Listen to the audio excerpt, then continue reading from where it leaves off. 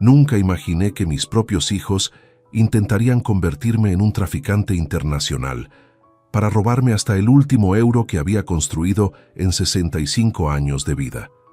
Antes de continuar, suscríbete y activa la campanita, porque cada día publicamos nuevas historias. Deja tu like y cuéntanos en los comentarios desde qué ciudad y país nos ves. Me llamo Emilio Vidal Moreno, tengo 65 años y durante 4 décadas construí un imperio empresarial en el sector textil que me permitió acumular un patrimonio de 2.800.000 euros. Soy viudo desde hace 8 años, cuando perdí a mi querida esposa Carmen en un accidente de tráfico, y desde entonces me dediqué por completo a mis 2 hijos. David, de 38 años, administrador de empresas, y Patricia, de 35, licenciada en Derecho. El 15 de octubre de 2023, un domingo que jamás olvidaré, estábamos los 3 en el aeropuerto de Madrid-Barajas preparándonos para un viaje de negocios a Bogotá. Había decidido expandir mis operaciones textiles a Colombia y mis hijos insistieron en acompañarme para aprender sobre mercados internacionales, según sus palabras. David llevaba días ocupándose personalmente de preparar mi equipaje, algo que me extrañó porque siempre había sido mi secretaria quien se encargaba de esos detalles. «Papá, déjame revisar una vez más tu maleta», me había dicho esa misma mañana con una sonrisa que ahora, recordándola, me resulta siniestra. «Quiero asegurarme de que lleves todo lo necesario para causar buena impresión en los empresarios colombianos». Patricia, por su parte, había sugerido cambios de última hora en nuestro itinerario. Sería mejor tomar el vuelo de las 3 de la tarde en lugar del de la mañana, propuso el viernes anterior. He leído que hay menos controles de seguridad en esos horarios. En ese momento, pensé que simplemente quería dormir hasta más tarde, algo típico en ella desde la adolescencia. Mientras esperábamos en la sala de embarque, noté algo extraño en el comportamiento de mis hijos. Mantenían conversaciones susurradas que se interrumpían abruptamente cada vez que me acercaba. David revisaba constantemente su teléfono móvil con expresión nerviosa, y Patricia evitaba el contacto visual conmigo, algo muy inusual en una chica que siempre había sido tremendamente expresiva. «¿Todo bien, hijos?», les pregunté alrededor de las 2:30 de la tarde, faltando apenas 30 minutos para el embarque. «Por supuesto, papá», respondió David con demasiada rapidez. «Solo estamos emocionados por el viaje». Fue exactamente a las 2:43 de la tarde cuando mi teléfono móvil comenzó a sonar. El número que aparecía en pantalla no me resultaba familiar. Pulas 34 611 234 789. Dudé un momento antes de contestar, pero algo en mi interior me empujó a atender la llamada.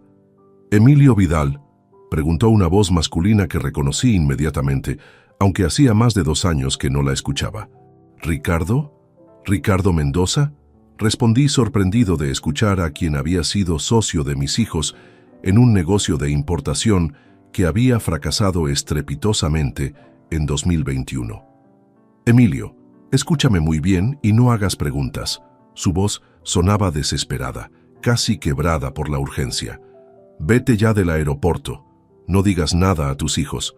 Han puesto drogas en tu maleta para incriminarte. Tienes que irte ahora». El mundo se detuvo a mi alrededor.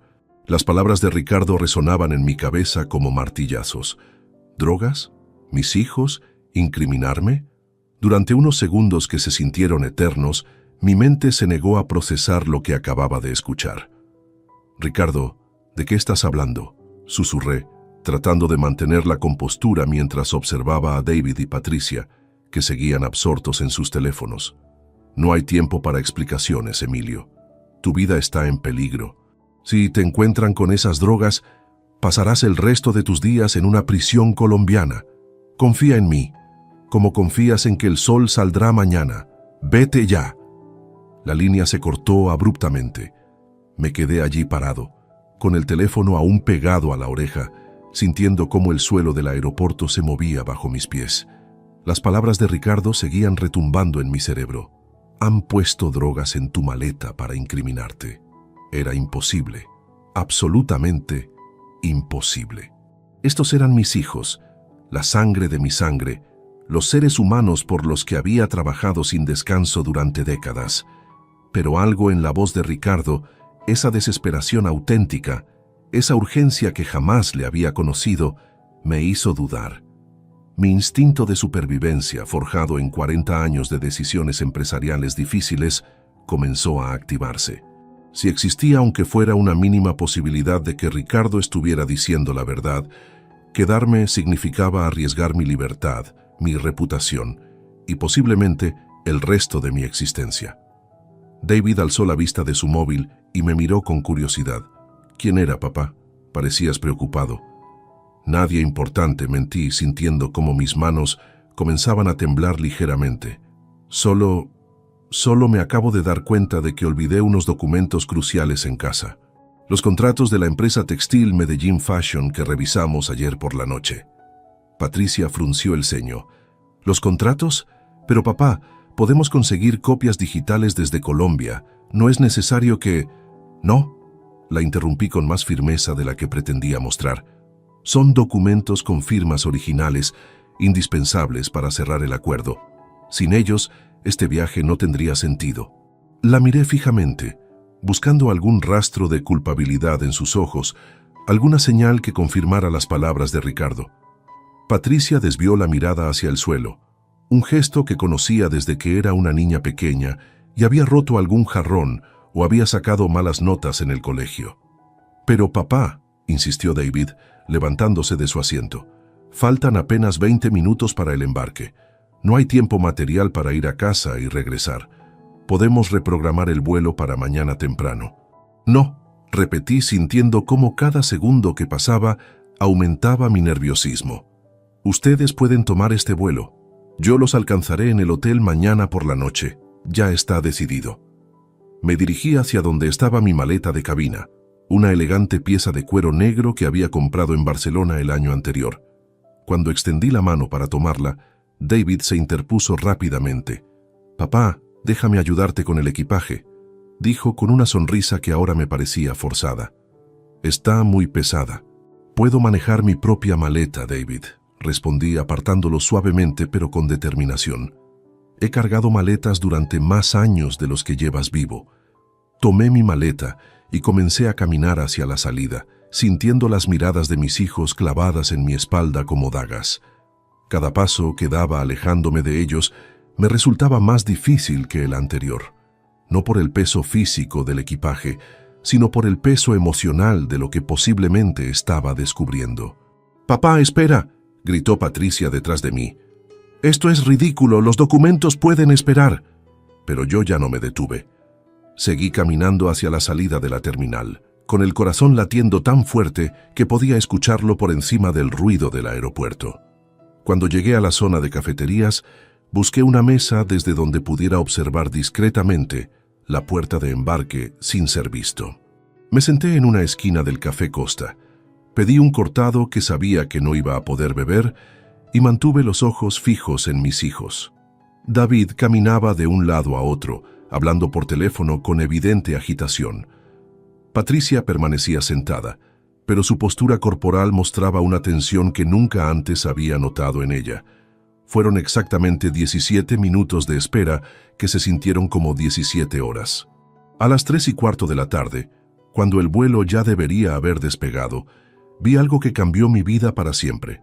3 agentes de seguridad del aeropuerto, acompañados por 2 policías nacionales, se dirigieron directamente hacia David y Patricia. Los rodearon discretamente pero con autoridad, y pude ver cómo uno de ellos les pedía la documentación. Mi sangre se congeló cuando vi a otro agente abrir mi maleta de mano, la misma que David había insistido en preparar personalmente. Desde mi posición, podía observar perfectamente cómo el agente introducía sus manos enguantadas en el interior y extraía algo que hizo que todos los presentes retrocedieran inmediatamente. Eran varios paquetes blancos, envueltos en plástico transparente, y algo que parecía un dispositivo electrónico con cables. Incluso desde la distancia podía distinguir que se trataba de una cantidad considerable de lo que obviamente era cocaína. Patricia se llevó las manos a la boca, aparentando sorpresa, pero yo conocía cada uno de sus gestos desde que era una bebé. Esa no era sorpresa genuina, era pánico por haber sido descubierta. David, por su parte, intentaba gesticular y explicar algo a los agentes, pero su lenguaje corporal traicionaba su culpabilidad. Los dos fueron esposados inmediatamente. El dispositivo que habían encontrado junto a la droga hizo que llegaran más efectivos especializados, probablemente de la unidad antiterrorista. El área se desalojó rápidamente y pude ver cómo mis hijos eran conducidos hacia una zona reservada del aeropuerto. Me quedé allí sentado, observando cómo se llevaban a David y Patricia, sintiendo una mezcla indescriptible de dolor, traición y, paradójicamente, alivio. Ricardo había tenido razón. Mis propios hijos, la razón por la cual había trabajado incansablemente durante décadas, habían intentado convertirme en un criminal internacional. Salí del aeropuerto como un fantasma, arrastrando mi maleta y sintiendo que cada paso me alejaba no solo del lugar, sino de la vida que había conocido hasta ese momento. El trayecto en taxi hasta mi casa en el distrito de Salamanca transcurrió en completo silencio. El conductor intentó entablar conversación varias veces, pero mis respuestas monosilábicas lo disuadieron rápidamente. Una vez en casa, me dirigí directamente a mi estudio y cerré la puerta con llave. Necesitaba pensar, analizar, entender cómo había llegado hasta esta situación sin darme cuenta. Me serví un whisky escocés, el mismo que Carmen y yo solíamos compartir en las noches de invierno, y me senté frente a mi escritorio de roble. La realidad comenzaba a asentarse lentamente. Mis hijos habían intentado incriminarme con drogas. ¿Pero por qué?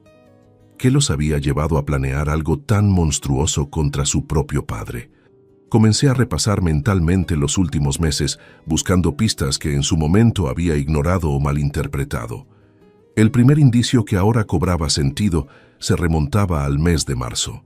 David había venido a visitarme un martes por la tarde, algo inusual porque normalmente nuestras reuniones familiares eran los domingos. Parecía nervioso, inquieto, y me había pedido prestados 50.000 euros para una oportunidad de inversión única en criptomonedas. «Es una inversión segura, papá», había insistido aquella tarde. «En 6 meses podré devolverte el doble». Su insistencia me resultó extraña, porque David siempre había sido cauteloso con el dinero, incluso conservador. Pero accedí confiando en su criterio empresarial. Nunca me devolvió ese dinero. Cada vez que le preguntaba al respecto, me daba evasivas. «El mercado está fluctuando. Necesito esperar el momento adecuado para retirar. La plataforma tiene algunos problemas técnicos temporales». Patricia, por su parte, había mostrado cambios de comportamiento igualmente preocupantes. En julio, había comenzado a preguntarme insistentemente sobre mi testamento. «Papá, ¿tienes todos tus documentos legales en orden?», me preguntó durante una cena familiar. «A tu edad es importante tener todo bien estructurado». En ese momento interpreté sus palabras como preocupación filial genuina. Ahora entendía que había estado evaluando los mecanismos legales para acceder a mi patrimonio. También recordé las visitas cada vez más frecuentes de ambos a mi casa durante los últimos 8 meses. Siempre tenían excusas plausibles. «Quería ver cómo estás.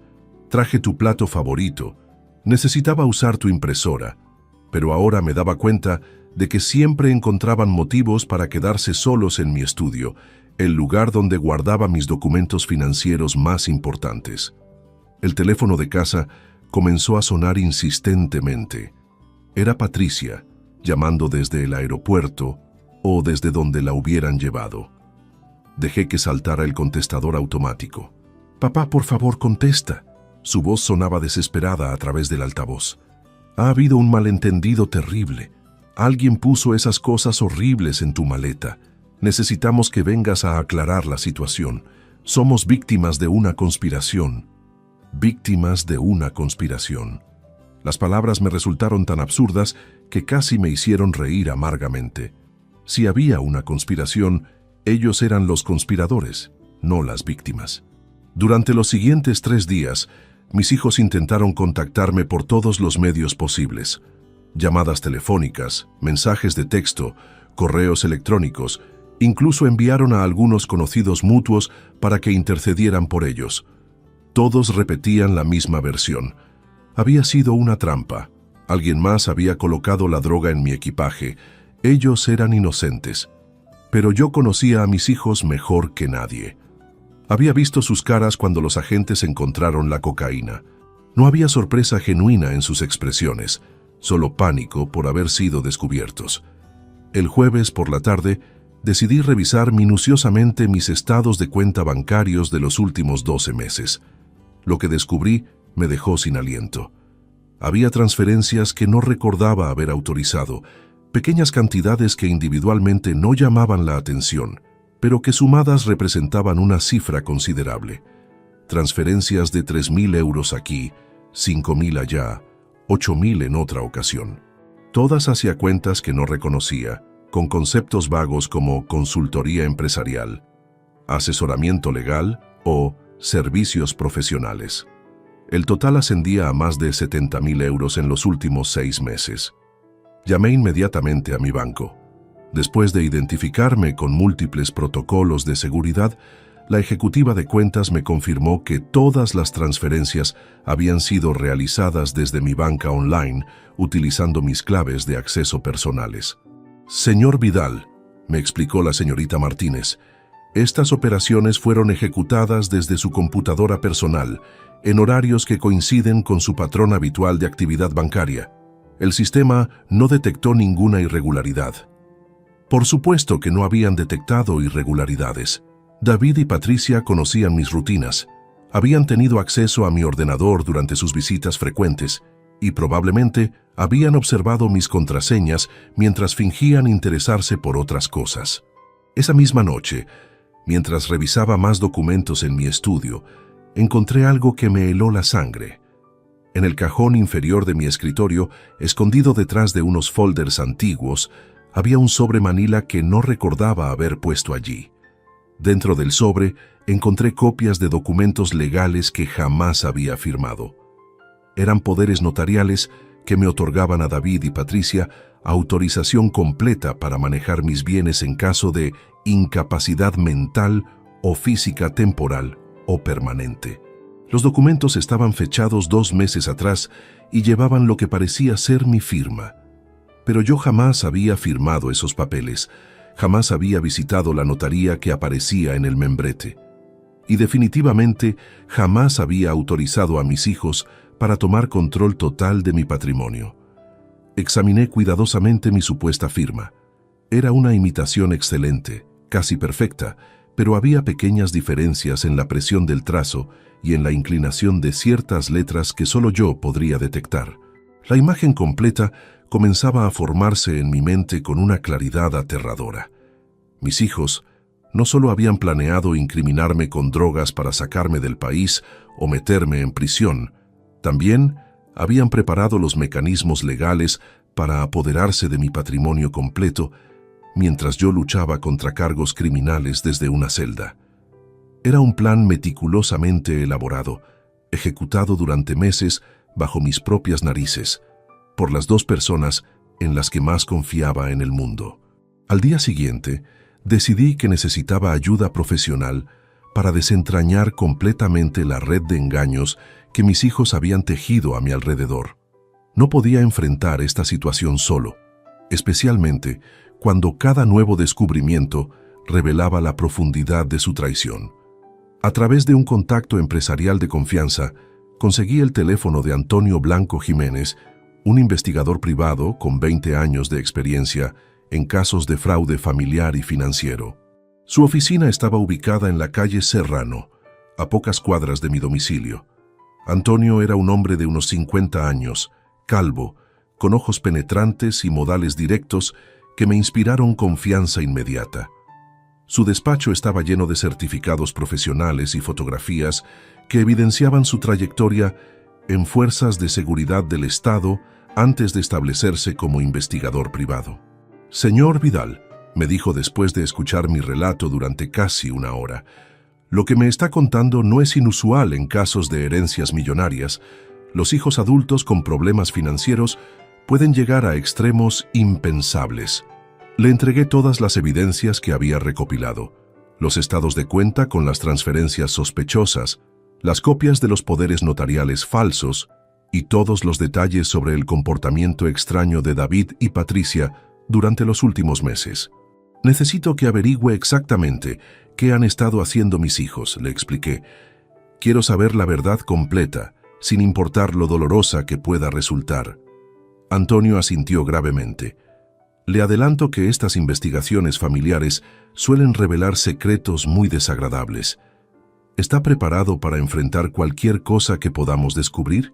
A estas alturas, señor Blanco, creo que estoy preparado para cualquier cosa. Durante los siguientes 5 días, Antonio desplegó una investigación exhaustiva que incluyó seguimientos discretos, análisis de registros públicos, verificación de movimientos bancarios y contactos con fuentes en diferentes instituciones. Su eficiencia era impresionante. El martes siguiente, Antonio me citó en su oficina con resultados que superaron mis peores expectativas. Había preparado un dossier completo con fotografías, documentos y grabaciones que pintaban un cuadro devastador de las actividades de mis hijos. David tiene un problema serio con el juego online, comenzó Antonio, mostrándome capturas de pantalla de múltiples plataformas de apuestas. Nuestro análisis indica que ha perdido aproximadamente 95.000 euros en los últimos 14 meses. Las deudas con casas de apuestas internacionales han escalado hasta niveles peligrosos.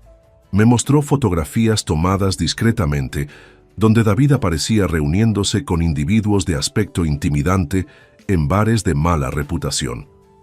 Estos son cobradores profesionales, señor Vidal. Gente con la que no se juega. David ha recibido amenazas serias. La información sobre Patricia era igualmente devastadora. Su hija mantiene una relación extramatrimonial con Alejandro Rueda, un empresario casado del sector inmobiliario, continuó Antonio, mostrándome fotografías comprometedoras tomadas en hoteles discretos. El problema es que la esposa de este hombre los descubrió y contrató un detective para documentar la aventura. Ahora está chantajeando a Patricia, exigiéndole 45.000 euros a cambio de no hacer públicas las evidencias. Antonio había conseguido copias de algunos mensajes de texto entre Patricia y su chantajista. Los leí con una mezcla de tristeza y repugnancia. Mi hija, la abogada respetable que había criado con tanto esmero, estaba involucrada en situaciones que jamás habría imaginado posibles. Pero hay más, continuó Antonio abriendo otra carpeta. Las transferencias bancarias que usted detectó son solo la punta del iceberg. Hemos identificado un patrón de sustracción sistemática que se extiende por 8 meses. Me mostró un análisis detallado de mis movimientos financieros. David había utilizado una técnica sofisticada, transferencias pequeñas y frecuentes hacia cuentas fantasma que después redistribuían el dinero a destinos diversos. El monto total sustraído ascendía a 180.000 euros. ¿Cómo es posible que no me diera cuenta de semejante cantidad?, pregunté, sintiéndome estúpido y traicionado a partes iguales. Porque son profesionales en esto, respondió Antonio. Las cantidades individuales nunca superaban los 10.000 euros. Siempre se realizaban en fechas que coincidían con movimientos legítimos de su empresa. Y los conceptos estaban cuidadosamente elaborados para parecer gastos empresariales normales. La investigación había revelado también que David y Patricia habían adquirido una propiedad en Cartagena de Indias, Colombia, utilizando el dinero robado. La escritura estaba a nombre de una sociedad offshore creada específicamente para ocultar la operación. Esta propiedad valuada en 200.000 euros era su plan de escape, me explicó Antonio. Después de incriminarlo con las drogas y conseguir el control legal de su patrimonio, through los poderes falsificados, habrían transferido progresivamente sus bienes a Colombia y desaparecido del país. Sentí náuseas físicas al procesar toda esta información. No era solo el dinero, era la calculada crueldad del plan, la frialdad con la que habían planeado destruir mi vida para salvar las suyas. Antonio me mostró documentos que probaban que mis hijos habían consultado con abogados especialistas en extradición. aparentemente para asegurarse de que Colombia no me entregaría de vuelta a España una vez que fuera acusado de tráfico internacional de drogas. ¿Y el tal Ricardo Mendoza?, pregunté, recordando la llamada que me había salvado. ¿Cómo encaja en todo esto? Ricardo fue contactado inicialmente por sus hijos para participar en el esquema, respondió Antonio. Según nuestras fuentes, ellos le ofrecieron 100.000 euros por ayudar a coordinar la operación desde Colombia, pero Ricardo se negó categóricamente y decidió advertirle a usted. ¿Por qué haría algo así? Ricardo y yo no hemos tenido contacto en años. Aparentemente, Ricardo los conoce mejor que usted mismo, dijo Antonio con una sonrisa triste. Nos comentó que siempre sospechó que David y Patricia eran capaces de cualquier cosa por dinero, pero jamás imaginó que llegarían tan lejos. La investigación había documentado también que mis hijos habían contratado a criminales especializados en Colombia para plantar la cocaína en mi equipaje. El dispositivo encontrado junto a las drogas era un artefacto falso, diseñado para parecer explosivo y agravar los cargos en mi contra. Señor Vidal, concluyó Antonio, sus hijos no solo planearon incriminarlo por tráfico de drogas, también querían que fuera acusado de terrorismo. Con esas dos acusaciones, usted habría pasado el resto de su vida en prisión, sin posibilidad de defenderse o recuperar su patrimonio. Me quedé en silencio durante varios minutos, asimilando la magnitud de lo que había descubierto. Mis propios hijos, por resolver sus problemas financieros personales, habían estado dispuestos a sacrificar completamente mi vida, mi libertad y mi dignidad. Salí de la oficina de Antonio con una carpeta llena de pruebas que demostraban la traición más absoluta que pudiera imaginar. Cada documento, cada fotografía, cada registro bancario confirmaba que mis hijos habían orquestado meticulosamente mi destrucción durante 8 largos meses. Esa noche, en la soledad de mi estudio, extendí todos los papeles sobre mi escritorio y comencé a armar el rompecabezas completo de su conspiración. La cronología era escalofriante en su precisión. Todo había comenzado en febrero de 2023, cuando David perdió una suma considerable en una plataforma de apuestas deportivas llamada Golden Bet International. Según los registros que Antonio había conseguido, David había apostado los ahorros de toda su vida en una serie de partidos de fútbol que resultaron catastróficos para él. La desesperación lo llevó a buscar más dinero, esta vez en casinos online de mayor riesgo. Patricia, inicialmente ajena a los problemas de su hermano, se vio involucrada cuando David le pidió que avalara un préstamo de 30.000 euros con su firma de abogada. Fue entonces cuando Patricia comenzó su aventura con Alejandro Rueda, buscando en él no solo escapismo emocional, sino también una posible fuente de financiamiento para los problemas familiares. Sin embargo, cuando la esposa de Alejandro los descubrió, la situación se convirtió en una pesadilla de chantaje que requería dinero inmediato. Los hermanos se encontraron atrapados en una espiral descendente. David debía 95.000 euros a organizaciones de apuestas internacionales que habían comenzado a enviar cobradores físicos, mientras Patricia enfrentaba la amenaza de exposición pública que destruiría su carrera legal. Fue durante una de sus reuniones desesperadas en abril cuando concibieron el plan para acceder a mi patrimonio. Inicialmente, consideraron pedirme el dinero directamente, pero sabían que yo nunca aprobaría semejantes sumas para cubrir deudas de juego y chantajes. Antonio me había proporcionado transcripciones de conversaciones telefónicas interceptadas legalmente durante la investigación. Leer las palabras exactas de mis hijos, planeando mi perdición, me produjo una sensación física de enfermedad.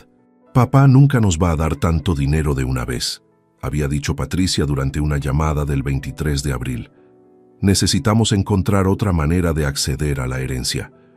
«¿Y si le pasa algo?», había respondido David con una frialdad que me estremeció.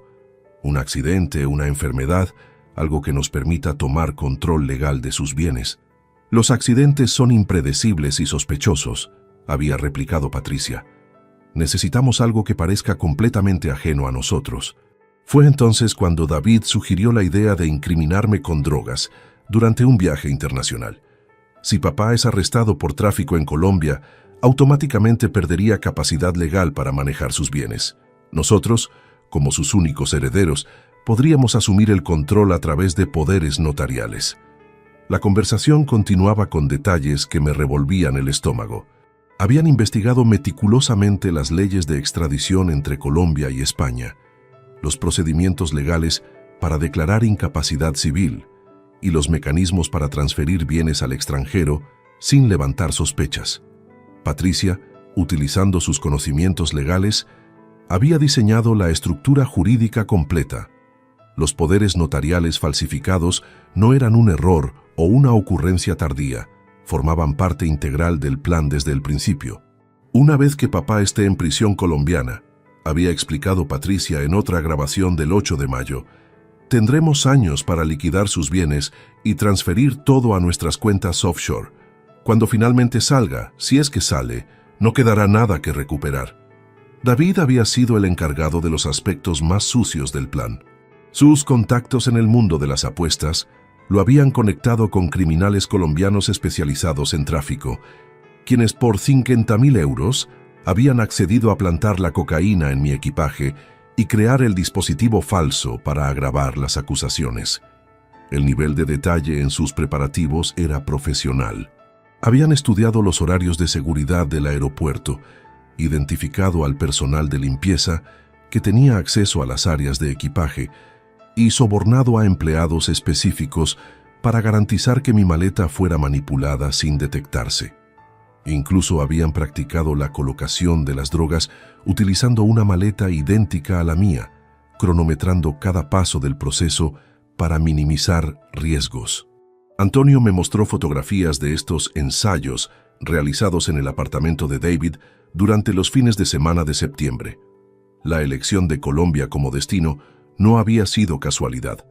David y Patricia habían investigado exhaustivamente y descubierto que Colombia tenía las penas más severas para tráfico internacional de drogas, especialmente cuando se combinaba con acusaciones de terrorismo por el dispositivo explosivo falso. En Colombia, papá recibiría entre 20 y 30 años de prisión, había comentado Patricia con escalofriante pragmatismo en una conversación del 15 de septiembre. A su edad, eso equivale a cadena perpetua. Lo más doloroso de todo era descubrir cómo habían manipulado mis emociones durante estos meses. Las visitas frecuentes, los regalos inesperados, las cenas familiares donde me expresaban su cariño, todo había sido teatro diseñado para mantener mi confianza mientras ejecutaban su plan. David había aprovechado cada visita para instalar progresivamente software espía en mi computadora, permitiéndoles monitorear mis contraseñas bancarias y movimientos financieros. Patricia había utilizado sus conocimientos legales para identificar documentos importantes y crear las falsificaciones necesarias. Incluso habían manipulado mis rutinas diarias. La insistencia de David en preparar mi equipaje no era casualidad. Había estado practicando durante semanas para asegurarse de poder plantar las drogas sin que yo notara cambios en el peso o distribución de la maleta. Las transferencias bancarias fraudulentas habían seguido un patrón cuidadosamente calculado. Nunca robaban en fechas consecutivas. Siempre esperaban al menos una semana entre operaciones y variaban los montos para evitar patrones detectables por los sistemas de seguridad bancaria. Antonio había descubierto que incluso habían contratado a un contador especialista en evasión fiscal para estructurar las transferencias de manera que parecieran gastos empresariales legítimos. Cada movimiento había sido diseñado para pasar desapercibido durante el mayor tiempo posible. La propiedad en Cartagena no era solo su plan de escape. También habían establecido allí una red de contactos locales que los ayudarían a establecer nuevas identidades si fuera necesario. Patricia había viajado secretamente a Colombia en agosto para finalizar estos arreglos, diciéndome que iba a un seminario legal en Barcelona. Al terminar de revisar todos los documentos, me quedé sentado en mi silla durante horas, sintiendo cómo se desmoronaba todo lo que había creído sobre mis hijos. No eran jóvenes adultos con problemas financieros, eran criminales sofisticados, dispuestos a destruir a su propio padre para salvar sus vidas de excesos y irresponsabilidades. La mañana siguiente decidí que era momento de confrontar la verdad más profunda y dolorosa de toda esta situación: el papel de Miguel Serrano Castro, mi abogado de confianza durante los últimos 15 años. Antonio había mencionado su nombre en la investigación, pero yo me había resistido a creer que Miguel pudiera estar involucrado. Miguel había manejado todos mis asuntos legales desde 2008, cuando Carmen y yo reestructuramos nuestro testamento después de expandir el negocio textil. Era más que mi abogado. Lo consideraba un amigo cercano, alguien que conocía hasta el último detalle de mis finanzas y había cenado en mi casa en múltiples ocasiones. Solicité una cita urgente con él, diciéndole por teléfono que necesitaba revisar algunos documentos relacionados con el incidente del aeropuerto. Su voz sonó extrañamente nerviosa cuando acordamos reunirnos en su oficina de la Gran Vía esa misma tarde. Antes de la cita, llamé a Antonio para pedirle que me acompañara discretamente. «Quiero que observe su comportamiento cuando le haga ciertas preguntas», le expliqué. «Si Miguel está involucrado en esto, necesito saberlo con certeza». La oficina de Miguel estaba ubicada en el 7º piso de un edificio elegante, con vistas panorámicas de Madrid que siempre me habían impresionado. Esa tarde, sin embargo, todo me parecía diferente, contaminado por la sospecha y la desconfianza. Miguel me recibió con la sonrisa profesional de siempre, pero noté algo forzado en su cordialidad. Era un hombre de 60 años, canoso, con gafas de montura dorada y trajes siempre impecables. Conocía cada uno de sus gestos después de tantos años de relación profesional. «Emilio, qué terrible lo que pasó en el aeropuerto», comenzó, señalándome una silla frente a su escritorio de caoba. «David y Patricia me han contactado desde la comisaría. Insisten en que es todo un malentendido». «¿Te han contactado?», pregunté fingiendo sorpresa. «¿Para qué?». «Quieren que los represente legalmente», respondió Miguel, evitando el contacto visual directo.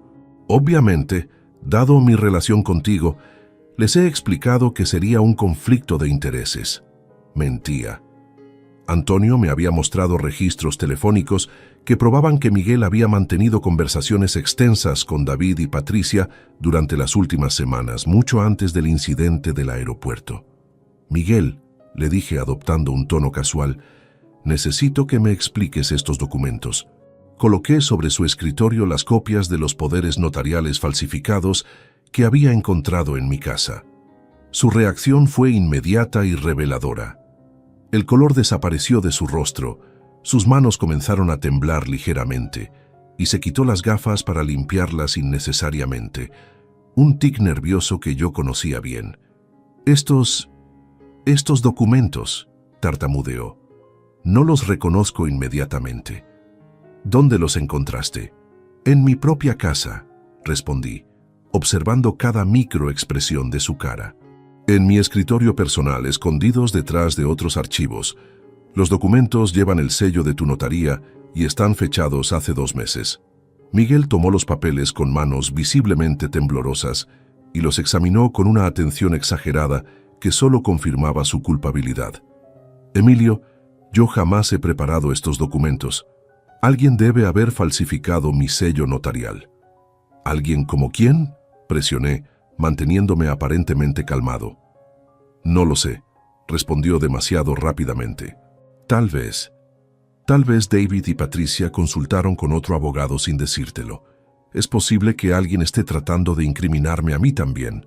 En ese momento, Antonio entró discretamente a la oficina, presentándose como inspector de la Unidad de Delitos Financieros. Miguel no sabía que Antonio era mi investigador privado contratado.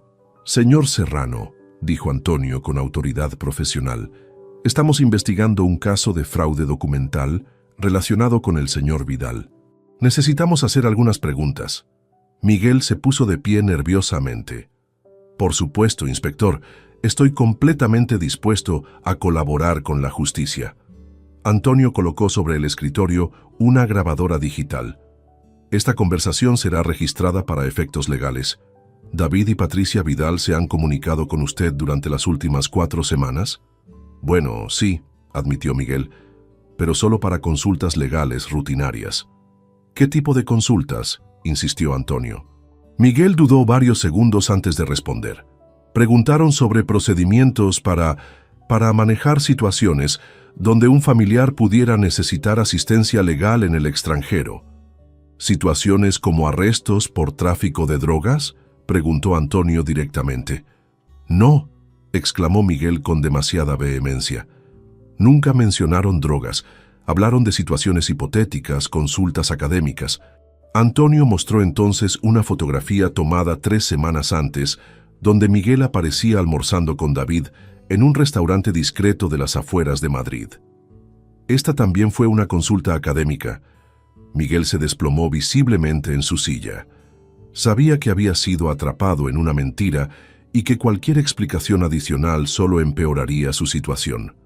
«Miguel», le dije con una voz que me sorprendió por su calma, «llevamos 15 años de relación profesional. Te he confiado todos mis secretos financieros. Has cenado en mi mesa. Conociste a Carmen cuando aún estaba viva. ¿Cómo pudiste traicionarme de esta manera?». Las lágrimas comenzaron a brotar de sus ojos. «Emilio, no sabes lo que me pidieron que hiciera. David me dijo que estabas perdiendo facultades mentales, que habías comenzado a tomar decisiones irracionales con el dinero.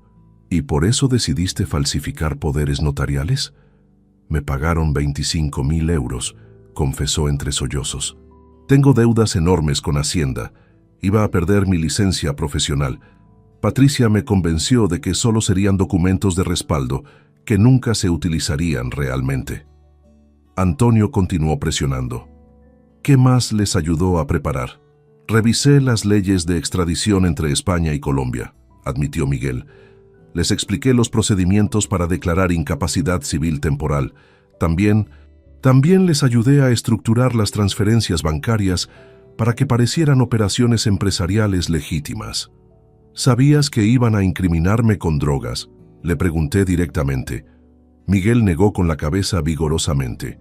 «Jamás. Me dijeron que ibas a tener problemas legales menores en Colombia relacionados con documentación empresarial. Nunca mencionaron drogas ni nada relacionado con tráfico». Pero Antonio tenía más evidencias.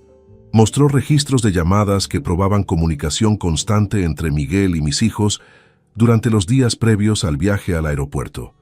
«Señor Serrano», dijo Antonio, «tenemos grabaciones de conversaciones telefónicas donde usted discute específicamente los cargos que enfrentaría el señor Vidal en Colombia y cómo eso afectaría su capacidad legal para manejar su patrimonio». Miguel se quebró completamente. «Sí, es cierto. Sabía que el plan involucraba incriminarte con algo serio en Colombia.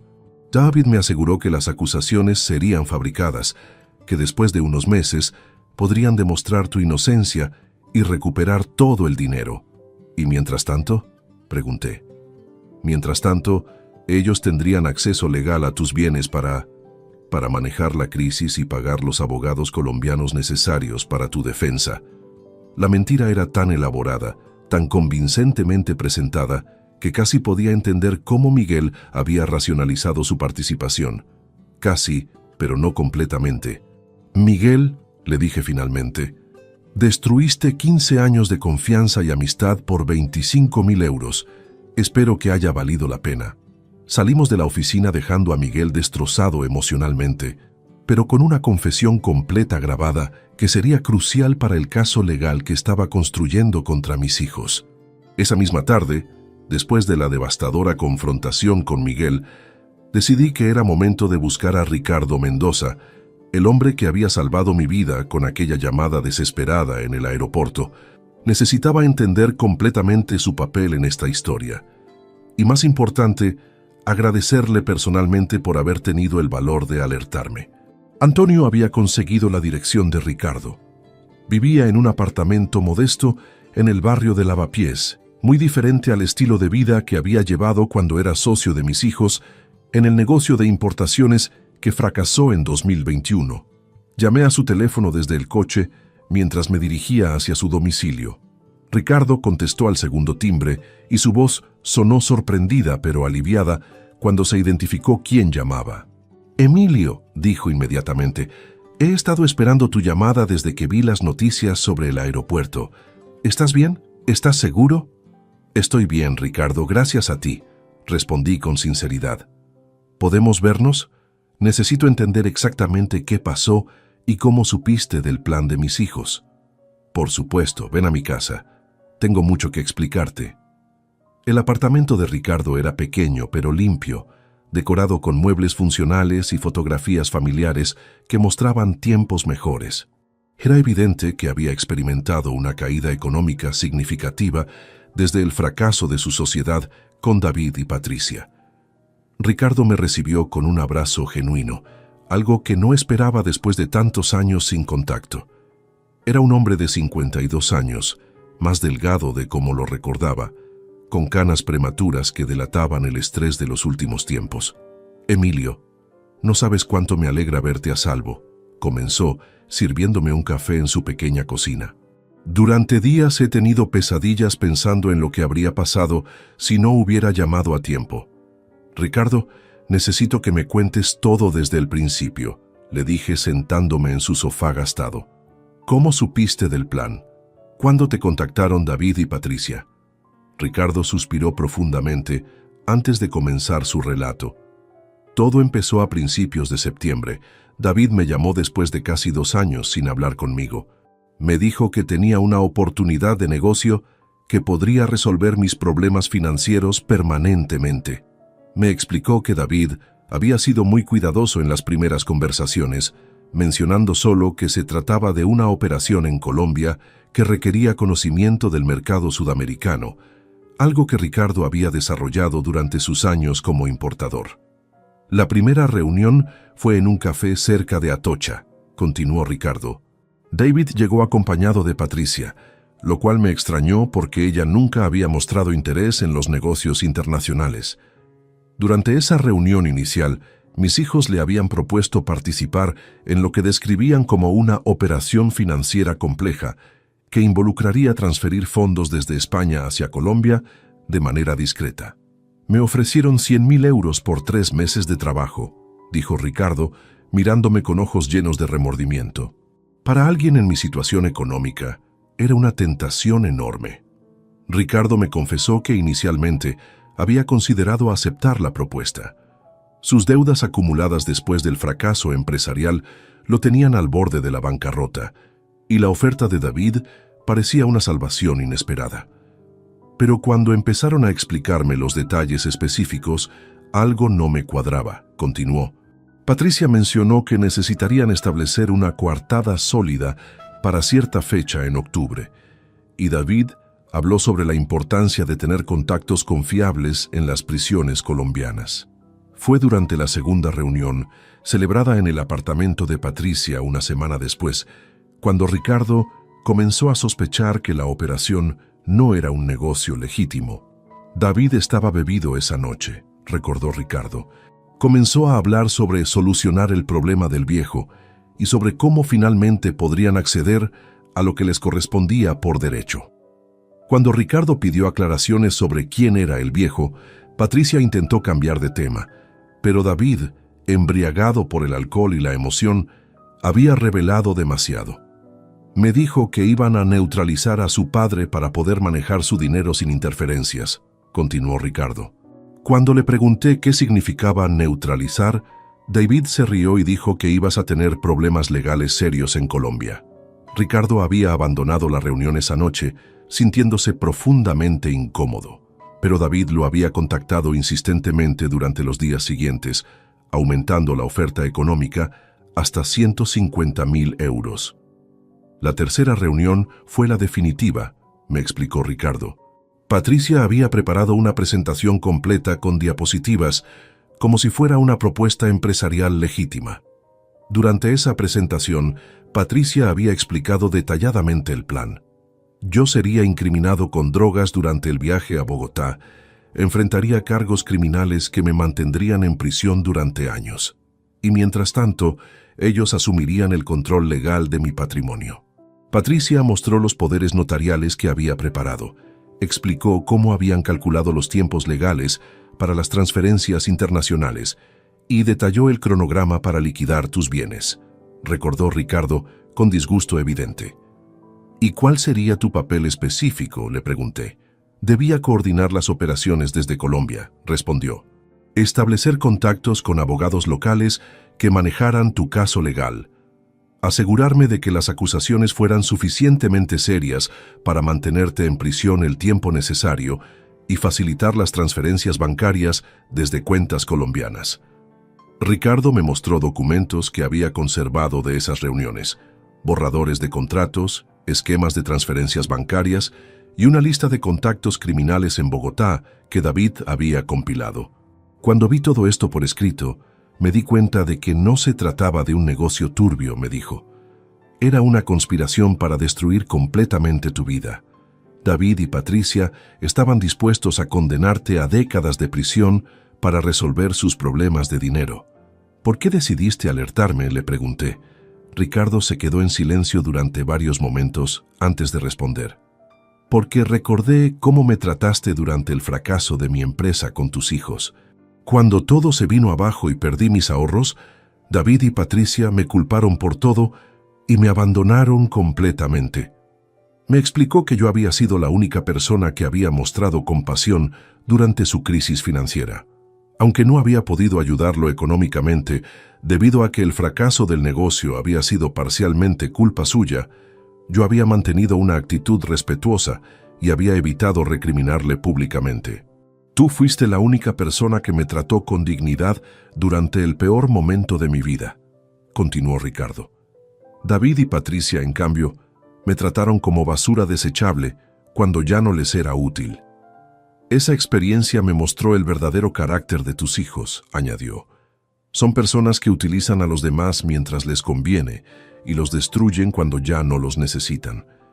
Sabía que contigo harían exactamente lo mismo, pero multiplicado por 1000 porque tenías mucho más que perder. Ricardo me confesó que había pasado semanas luchando internamente con la decisión de alertarme. Por un lado, necesitaba desesperadamente el dinero que David y Patricia le habían ofrecido. Por otro, sabía que participar en el plan lo convertiría en cómplice de uno de los crímenes más crueles que pudiera imaginar. La decisión final llegó cuando David me mostró fotografías de la propiedad en Cartagena que habían comprado con tu dinero, dijo Ricardo. Estaban tan orgullosos de su inversión, tan seguros de que su plan funcionaría perfectamente, que me dieron asco.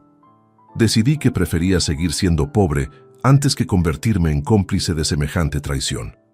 Después de mi reveladora conversación con Ricardo, regresé a casa esa noche con una determinación férrea que no había sentido en años.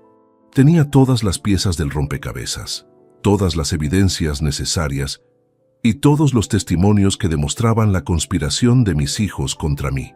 Era momento de actuar decisivamente. Al día siguiente, muy temprano por la mañana, solicité una reunión urgente con la comisaria central de Madrid.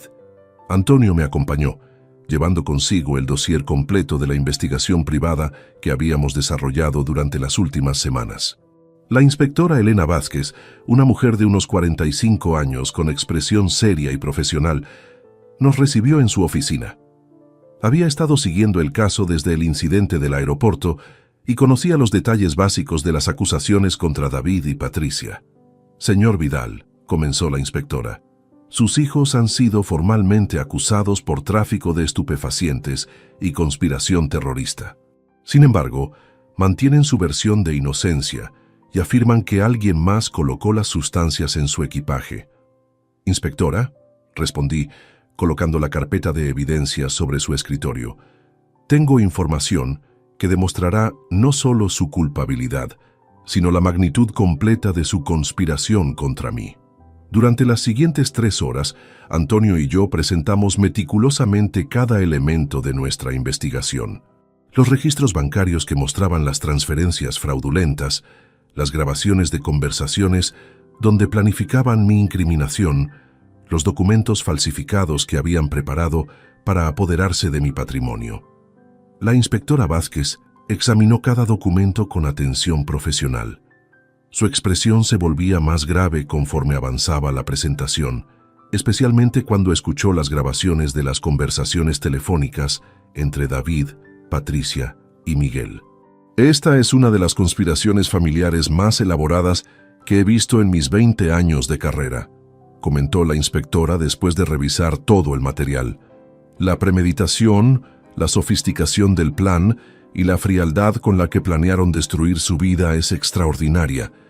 Le expliqué también el papel de Ricardo como testigo clave, alguien que había sido contactado directamente por mis hijos para participar en el esquema, pero que había decidido alertarme en el último momento. Señor Vidal, me dijo la inspectora, esta información convierte el caso en algo mucho más serio que tráfico simple de drogas.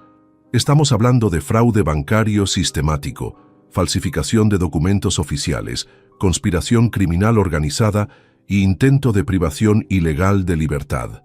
Acordamos que yo colaboraría plenamente con la investigación oficial, proporcionando acceso completo a mis registros financieros y testimonios detallados sobre todos los acontecimientos que había observado durante los meses anteriores. La inspectora me explicó que con las nuevas evidencias, la Fiscalía podría presentar cargos adicionales que aumentarían significativamente las posibles condenas de David y Patricia. Podrían enfrentar entre 12 y 20 años de prisión cada uno, me informó. Esa misma tarde, la policía ejecutó órdenes de registro en los domicilios de David y Patricia. Los resultados fueron devastadores para cualquier esperanza que pudieran tener de mantener su versión de inocencia.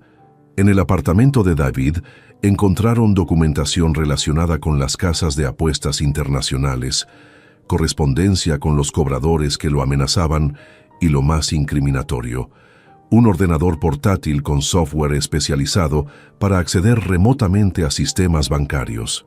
El análisis forense de ese ordenador reveló que David había estado monitoreando mis cuentas bancarias durante meses, capturando mis contraseñas y patrones de acceso para realizar las transferencias fraudulentas sin ser detectado.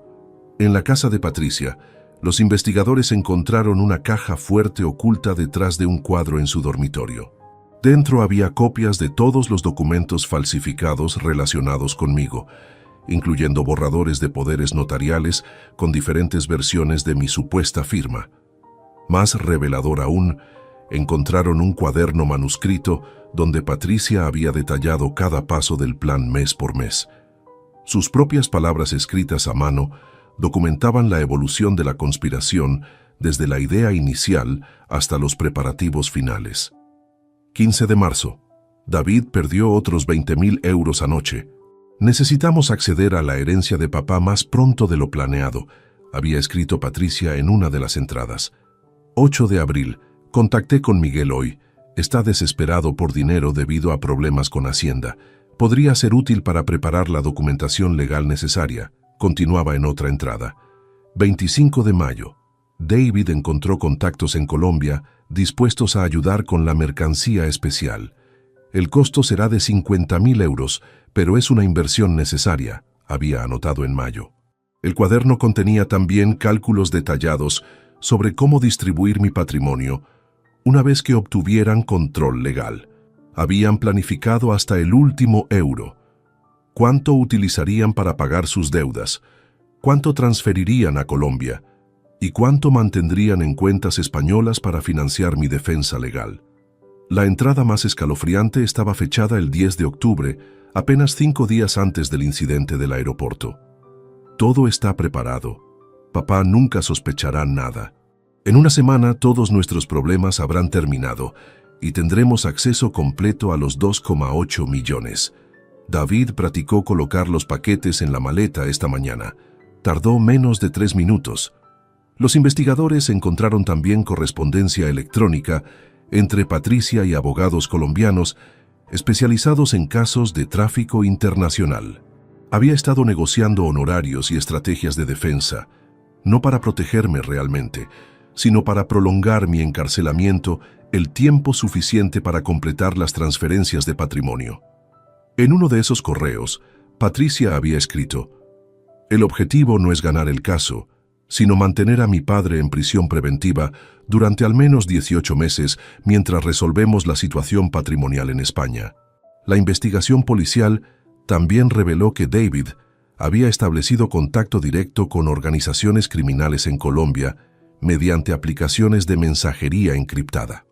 Los mensajes recuperados mostraban negociaciones específicas sobre el tipo y cantidad de drogas que serían plantadas en mi equipaje. Necesitamos cantidad suficiente para cargos de tráfico internacional, pero no tanto que parezca inverosímil para un hombre mayor, había escrito David a sus contactos criminales. La respuesta del criminal colombiano era igualmente fría. 1,5 kilos de cocaína pura más el dispositivo falso garantizarán 20-25 años de prisión. Costo total, 75.000 euros, 50% por adelantado. Los registros bancarios confirmaron que David había realizado exactamente esas transferencias hacia cuentas en Medellín durante los días previos a nuestro viaje programado. Quizás lo más doloroso de todo fue descubrir un archivo en el ordenador de Patricia titulado Cronograma de Liquidación, Patrimonio EV. Era un documento de Excel meticulosamente detallado que mostraba cómo planeaban desmantelar sistemáticamente todo lo que yo había construido durante 4 décadas de trabajo. Habían calculado el valor de cada propiedad, cada inversión, cada cuenta bancaria. Incluso habían investigado el valor de mercado de objetos personales, como las joyas de Carmen y mis colecciones de arte. El plan completo estaba diseñado para ejecutarse durante un periodo de 2 años, tiempo que calculaban que me tomaría obtener cualquier tipo de libertad condicional en Colombia, si es que la obtenía. Para cuando saliera de prisión, si salía, no quedaría absolutamente nada de la vida que había construido. Habían planeado mi destrucción económica, legal y personal con una precisión que rayaba en lo profesional. Con todas las evidencias recopiladas y la investigación policial en marcha, llegó el momento más difícil de todo este proceso: presenciar los interrogatorios oficiales de David y Patricia. La inspectora Vázquez me había invitado a observar desde una sala contigua, separada por un cristal unidireccional que me permitiría ver y escuchar todo sin ser visto. El primer interrogatorio fue el de David, programado para el martes 7 de noviembre a las 9 de la mañana. Verlo entrar a la sala esposado, con el uniforme naranja de los detenidos, me produjo una sensación indescriptible de dolor mezclado con rabia. Este era mi hijo, el niño al que había enseñado a montar en bicicleta, al que había llevado a su primer día de colegio, al que había consolado durante sus primeras decepciones amorosas. David había perdido peso durante las 3 semanas de prisión preventiva. Su cabello estaba despeinado, tenía ojeras profundas y su postura corporal mostraba la tensión de alguien que sabía que su situación era desesperada. El fiscal Fernando Castillo, un hombre meticuloso de unos 50 años, comenzó el interrogatorio mostrándole a David las evidencias una por una. Primero, los registros de las casas de apuestas que documentaban sus pérdidas de 95.000 euros. David, le dijo el fiscal con voz neutral, estos documentos muestran que entre febrero y septiembre de 2023 perdiste una cantidad equivalente al salario de 3 años en apuestas online. ¿Puedes explicar cómo financiaste estas pérdidas? David permaneció en silencio durante varios minutos, mirando los documentos como si fueran objetos extraños que nunca hubiera visto antes. Su abogado de oficio, un joven nervioso llamado Carlos Ruiz, le susurraba al oído constantemente. «No tengo obligación de responder a esas preguntas», murmuró finalmente David. «Mis actividades financieras personales no tienen relación con las acusaciones de tráfico de drogas». El fiscal sonrió levemente y colocó sobre la mesa los registros bancarios que mostraban las transferencias fraudulentas desde mis cuentas. ¿Y estas transferencias también son actividades financieras personales tuyas? La reacción de David fue inmediata y reveladora. Su rostro se puso pálido, sus manos comenzaron a temblar y miró a su abogado con expresión de pánico absoluto. Era evidente que no esperaba que las autoridades hubieran descubierto las sustracciones de dinero. Esas transferencias, tartamudeó. Mi padre me había autorizado verbalmente a manejar ciertas operaciones empresariales menores. Operaciones empresariales por valor de 180.000 euros realizadas hacia cuentas fantasma en paraísos fiscales, presionó el fiscal. ¿Tu padre te autorizó específicamente a robar su dinero para financiar tus adicciones al juego? El abogado de David intentó intervenir, pero el fiscal continuó implacablemente, mostrando ahora las transcripciones de las conversaciones telefónicas interceptadas. David, tenemos grabaciones de conversaciones donde planificas específicamente incriminar a tu padre con drogas para obtener control de su patrimonio. ¿También vas a negar estas evidencias? Cuando el fiscal reprodujo la grabación donde David decía, una vez que papá esté en prisión colombiana, tendremos años para liquidar sus bienes, la compostura de mi hijo se desmoronó completamente. Comenzó a llorar desconsoladamente, no de arrepentimiento, sino de autocompasión por haber sido descubierto. No entiendes, sollozaba. Estaba desesperado. Iban a matarme si no les pagaba. Los colombianos no bromean con estas cosas. Entonces admites que contactaste con criminales colombianos para plantar drogas en el equipaje de tu padre, insistió el fiscal. Sí, gritó David, perdiendo completamente el control. Pero no tenía otra opción. Iban a torturarme hasta la muerte. Patricia y yo solo queríamos sobrevivir. Su abogado intentó desesperadamente detener la confesión, pero David había abierto las compuertas y ya no podía parar. Durante los siguientes 20 minutos, describió detalladamente cada aspecto del plan. Cómo habían contactado con los criminales, cuánto les habían pagado, cómo habían practicado colocar las drogas en mi maleta. El dispositivo explosivo falso fue idea de Patricia, confesó entre lágrimas. Dijo que si papá enfrentaba también cargos de terrorismo, nunca podría salir de la cárcel colombiana. El fiscal aprovechó el momento de vulnerabilidad para obtener más información. ¿Cuánto tiempo llevaban planeando esta operación? 8 meses, respondió David sin dudarlo. Desde febrero, cuando las deudas se volvieron impagables. Patricia investigó todas las leyes. Miguel nos ayudó con los documentos. Ricardo iba a coordinar todo desde Colombia. ¿Tu padre sospechaba algo? Nada, respondió David con una sonrisa amarga. Confiaba completamente en nosotros. Nunca revisaba sus estados de cuenta detalladamente. Nunca cuestionaba nuestras visitas frecuentes a su casa. Fue muy fácil engañarlo. La facilidad con la que David describía mi manipulación me produjo náuseas físicas. Verlo hablar de mí como si fuera una víctima fácil y estúpida era más doloroso que cualquier aspecto financiero de su traición. El interrogatorio de Patricia, programado para la tarde del mismo día, fue igualmente revelador, pero de una manera diferente. Mientras David había colapsado emocionalmente y confesado todo bajo presión, Patricia mantuvo una actitud calculadora incluso en su situación desesperada. Entró a la sala de interrogatorios con la cabeza alta, vestida con el uniforme de prisión, pero manteniendo una postura que intentaba transmitir dignidad. Como abogada, conocía perfectamente sus derechos y las estrategias para minimizar los daños legales. Fiscal Castillo, comenzó Patricia antes de que él pudiera hacer la primera pregunta, quiero que conste en acta que mi cliente está dispuesta a colaborar plenamente con la justicia para esclarecer este malentendido. El fiscal la miró con interés. ¿Malentendido? ¿Te refieres a planificar la incriminación de tu padre con drogas como un malentendido? Me refiero, respondió Patricia con frialdad profesional, a que las circunstancias que llevaron a estos acontecimientos son mucho más complejas de lo que aparentan superficialmente.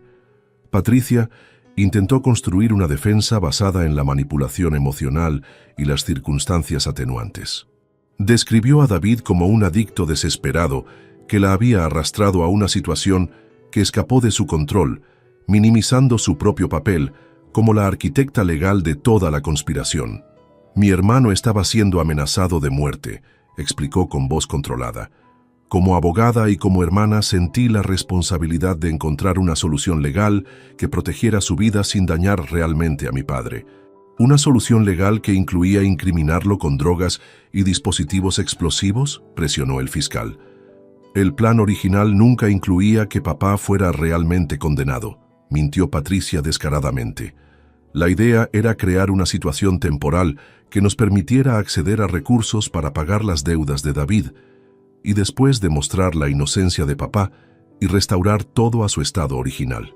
El fiscal mostró entonces el cuaderno manuscrito de Patricia con sus anotaciones detalladas sobre el cronograma de liquidación. Al ver sus propias palabras escritas a mano, la máscara de profesionalismo de Patricia comenzó a desmoronarse. «Patricia», le dijo el fiscal leyendo directamente de sus notas, «en una semana, todos nuestros problemas habrán terminado y tendremos acceso completo a los 2,8 millones. ¿Esto suena como un plan temporal para ayudar a tu hermano?» Por primera vez en el interrogatorio, Patricia permaneció en silencio durante varios minutos. Su abogado, una mujer mayor con experiencia en casos criminales complejos, le susurraba urgentemente al oído. «No tengo más comentarios sin la presencia de mi abogado personal», dijo finalmente Patricia, invocando su derecho a permanecer callada. Pero el fiscal tenía una carta más que jugar. «Patricia, tu hermano ya confesó completamente durante su interrogatorio esta mañana. Describió tu papel como la mente maestra de toda la operación. ¿Quieres responder a sus acusaciones específicas?» La estrategia funcionó. Patricia, furiosa por la traición de David, abandonó su cautela legal y comenzó a defenderse atacando a su hermano, revelando en el proceso detalles adicionales que solo confirmaban su culpabilidad en lugar de reducirla. Al final de ambos interrogatorios, tenía una imagen completa y devastadora de cómo mis propios hijos habían planeado meticulosamente mi destrucción total. El juicio comenzó el 15 de enero de 2024, en la Audiencia Provincial de Madrid. Durante los 4 meses que transcurrieron entre los interrogatorios y el inicio del proceso judicial, yo había tenido tiempo de procesar emocionalmente la magnitud de la traición de mis hijos, pero nada me preparó para la experiencia de verlos sentados en el banquillo de los acusados.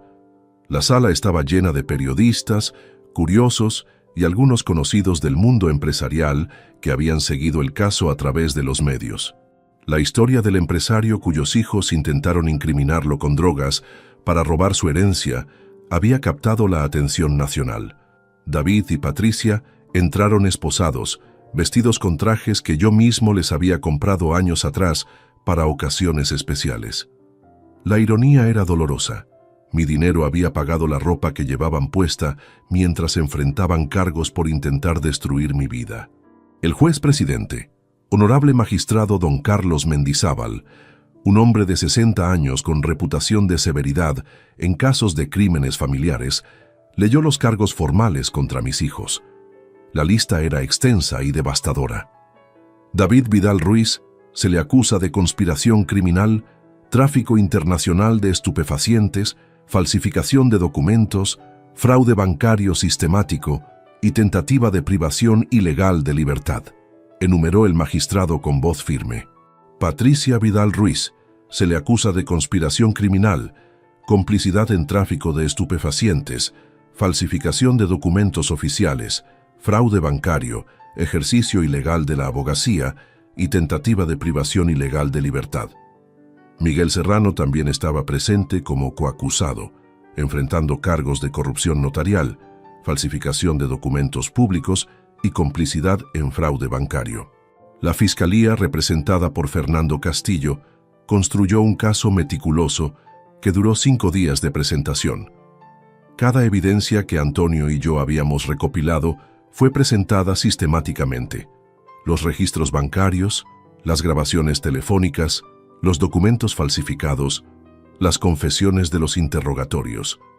El momento más dramático llegó cuando el fiscal reprodujo las grabaciones de las conversaciones entre David y Patricia, planificando mi incriminación. Escuchar sus voces en la sala del tribunal, describiendo fríamente cómo iban a destruir mi vida, produjo un silencio absoluto entre los asistentes. Una vez que papá esté en prisión colombiana, tendremos años para liquidar sus bienes. Resonó la voz de David a través de los altavoces del tribunal. Algunos periodistas tomaron notas frenéticamente, mientras otros simplemente observaban con expresiones de incredulidad. Ricardo Mendoza fue llamado como testigo clave de la Fiscalía. Su testimonio fue devastador para cualquier esperanza de defensa que pudieran tener mis hijos. Describió detalladamente cada reunión, cada propuesta que le habían hecho, cada detalle del plan que le habían revelado. Me ofrecieron 150.000 euros por ayudar a incriminar a su propio padre, declaró Ricardo ante el tribunal. Cuando les pregunté si entendían que estaban planeando destruir la vida de un hombre inocente, David me respondió textualmente: «El viejo ha vivido suficiente. Ahora nos toca a nosotros». El testimonio de Ricardo incluyó también la presentación de los documentos que había conservado de las reuniones con David y Patricia, esquemas de las transferencias bancarias, listas de contactos criminales en Colombia y borradores de los contratos que habían preparado para la operación. Cuando llegó mi turno de testificar, experimenté una mezcla de dolor y determinación que nunca había sentido antes.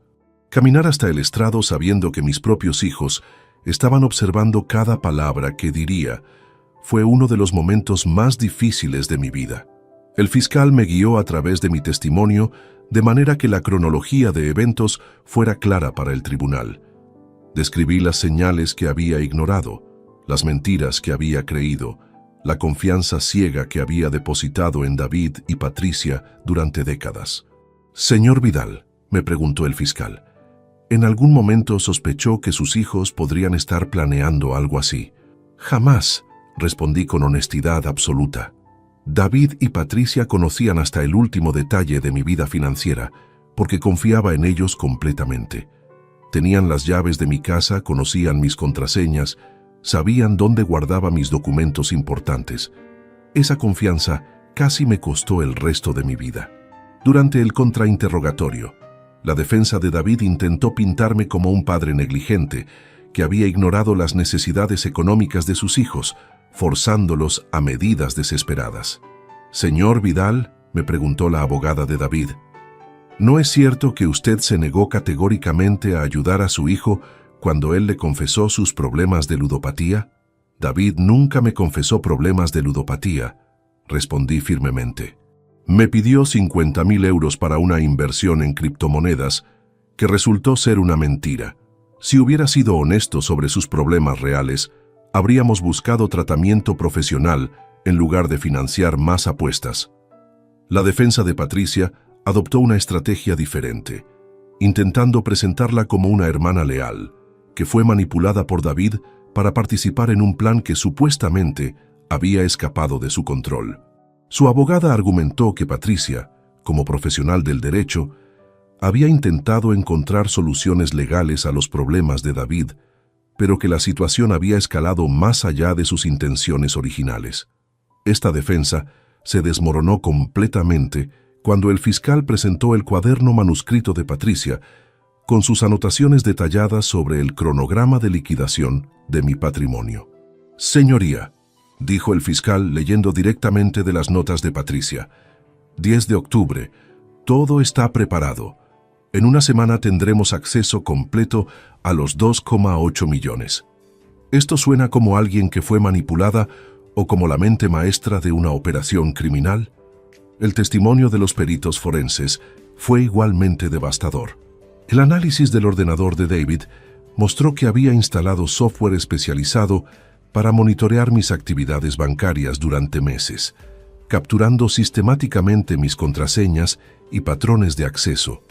Los expertos en documentoscopia confirmaron que las firmas en los poderes notariales eran falsificaciones expertas, pero con suficientes diferencias detectables que demostraban la intención fraudulenta. Los investigadores bancarios explicaron al tribunal cómo David había utilizado técnicas sofisticadas para ocultar las transferencias fraudulentas, diseñando cada operación para evitar los sistemas automáticos de detección de fraude.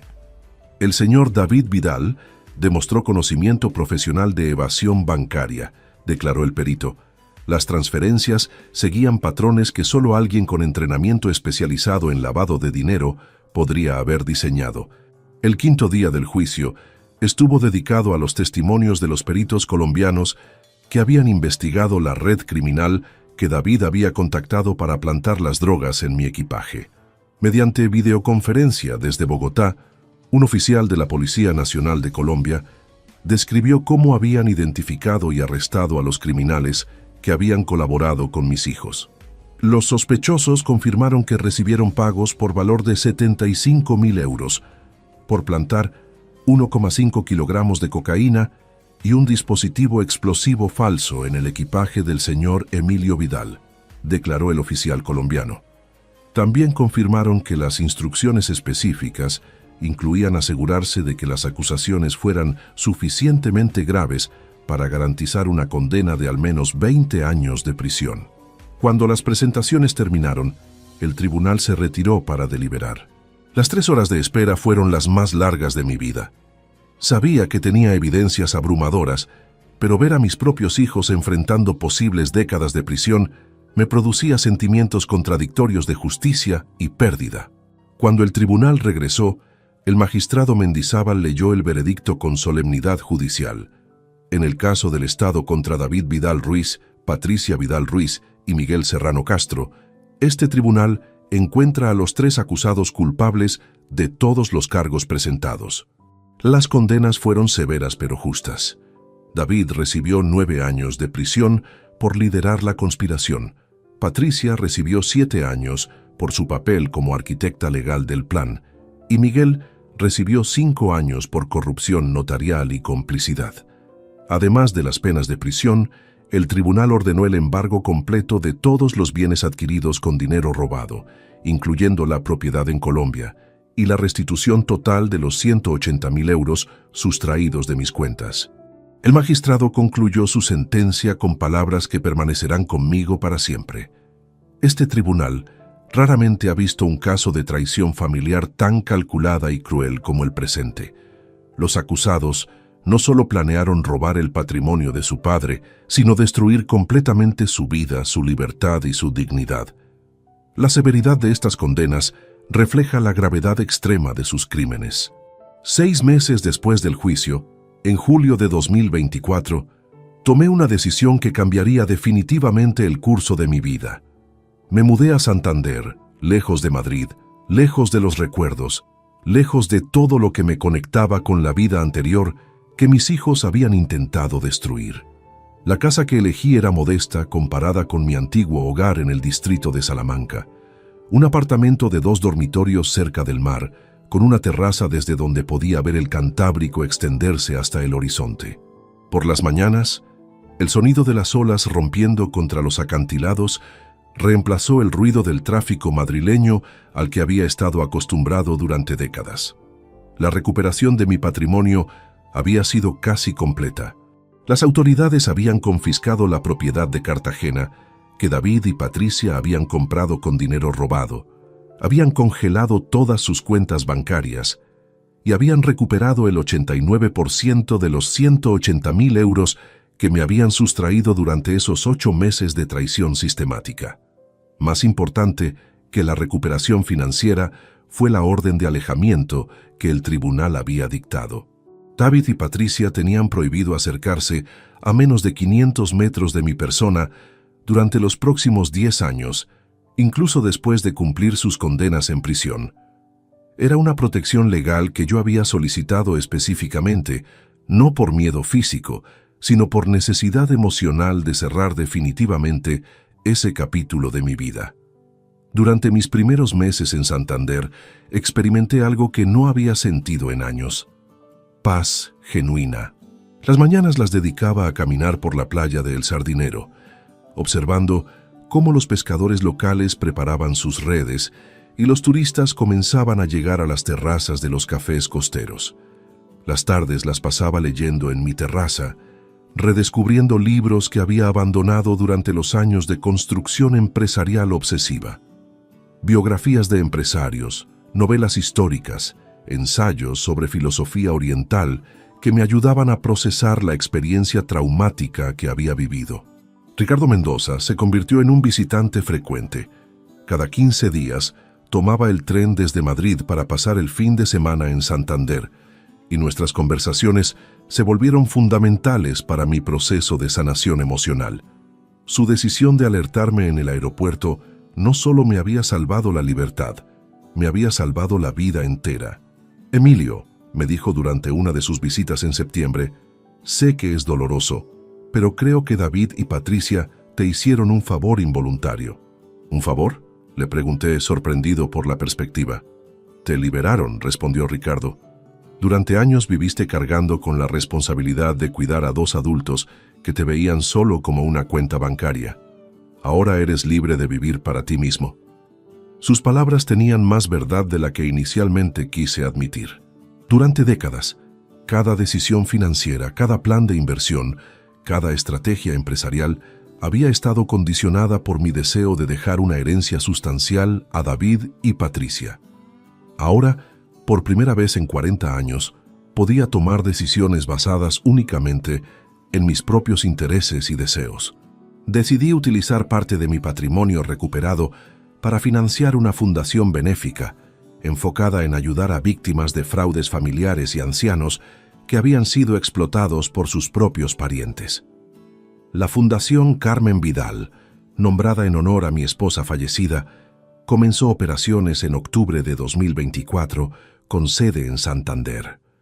El trabajo con la fundación me dio un propósito renovado que no había esperado encontrar a los 66 años. Cada caso que atendíamos me recordaba que mi experiencia, por dolorosa que hubiera sido, me había convertido en alguien únicamente calificado para ayudar a otros que enfrentaban traiciones similares. Durante el primer año de operación, la fundación atendió 43 casos de abuso financiero familiar. Ancianos cuyos hijos habían falsificado documentos para apoderarse de sus pensiones, padres que habían descubierto que sus hijos adultos habían utilizado sus identidades para solicitar préstamos fraudulentos, abuelos que habían sido manipulados emocionalmente para transferir propiedades a nietos, que después los abandonaron en residencias geriátricas. Cada historia era diferente en los detalles, pero todas compartían el mismo núcleo devastador: la traición de quienes más amamos y en quienes más confiamos. Mi experiencia personal me permitía conectar con estas víctimas de una manera que ningún profesional externo podría lograr. Una tarde de noviembre, mientras revisaba documentos de la fundación en mi estudio, recibí una carta inesperada. El remitente era David, escribiendo desde la prisión de Soto del Real, donde estaba cumpliendo su condena. La carta era extensa, llena de disculpas que sonaban ensayadas y peticiones de perdón que me parecieron más motivadas por el arrepentimiento de haber sido descubierto que por genuino remordimiento moral. David describía las condiciones de la prisión, expresaba su deseo de reconstruir nuestra relación familiar y sugería que podríamos superar este malentendido si yo estuviera dispuesto a visitarlo. Leí la carta completa 2 veces, sintiendo una mezcla de tristeza y resolución. Después, sin responder, la coloqué en mi chimenea y la observé convertirse en cenizas. Algunas traiciones son tan profundas que el perdón, aunque posible, no requiere reconciliación ni la restauración de relaciones que han demostrado ser tóxicas. Patricia también intentó contactarme, pero a través de su abogada. La comunicación legal sugería la posibilidad de una mediación familiar que podría beneficiar a ambas partes si yo estuviera dispuesto a reconsiderar ciertos aspectos legales del caso. Interpreté correctamente que estaba buscando una reducción de su condena a cambio de algún tipo de perdón público por mi parte.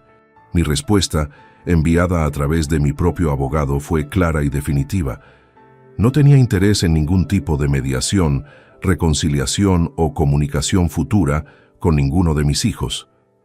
Las decisiones que habían tomado tenían consecuencias permanentes y yo había elegido continuar mi vida sin ellos. En diciembre de 2024, exactamente un año después del veredicto, recibí la notificación oficial de que el proceso de confiscación de bienes había concluido completamente. La propiedad de Cartagena había sido vendida por las autoridades colombianas y el dinero obtenido, menos los costos legales y administrativos, había sido transferido a mi cuenta en España. Con este cierre legal definitivo, decidí hacer algo que Carmen y yo habíamos planeado durante años, pero que nunca habíamos ejecutado. Compré un velero de 12 metros y comencé a tomar clases de navegación en el Club Náutico de Santander.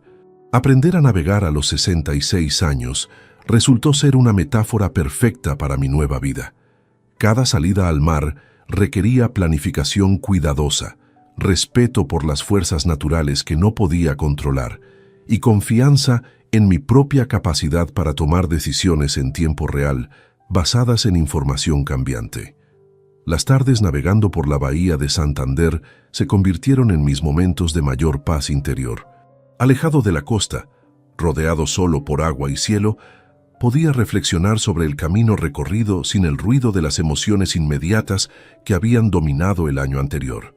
Una tarde de enero de 2025, mientras regresaba al puerto después de una navegación particularmente satisfactoria, me di cuenta de que había pasado varias horas sin pensar ni una sola vez en David, Patricia o todo lo que había sucedido. Por primera vez en más de un año, mi mente había estado completamente presente en el momento actual, enfocada en el viento, las velas y la simple alegría de estar vivo y libre. Esa noche, sentado en mi terraza con una copa de vino y observando las luces del puerto, reflexioné sobre la ironía final de toda esta experiencia. David y Patricia habían planeado robar mi patrimonio para financiar sus vidas de excesos e irresponsabilidad. En su lugar, me habían regalado algo mucho más valioso: la libertad de vivir auténticamente sin la carga de expectativas familiares tóxicas y la sabiduría que solo viene de haber sobrevivido a la traición más profunda posible. A los 66 años, había descubierto que la vida podía comenzar de nuevo, incluso después de que quienes más amamos intenten destruirla completamente. La traición más dolorosa se había convertido, paradójicamente, en mi liberación más profunda. Si esta historia te ha gustado, apóyanos con un like, suscríbete al canal y déjanos tus opiniones en los comentarios. Para escuchar la siguiente historia, haz clic en la caja que aparece a la izquierda. Gracias por acompañarnos.